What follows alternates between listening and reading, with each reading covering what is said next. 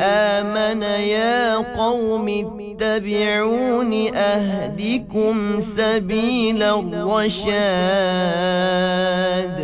Dan berkatalah pula orang yang beriman itu, wahai kaumku, turutlah nasihatku, aku akan menunjukkan kepada kamu jalan yang benar. يا قوم إنما هذه الحياة الدنيا متاع وإن الآخرة هي دار القرار.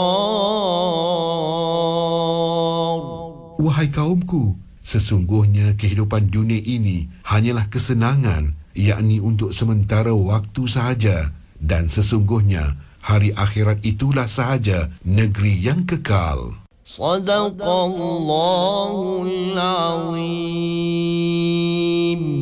Benarlah kata-kata Allah yang Maha Agung. #penyiaran JAKIM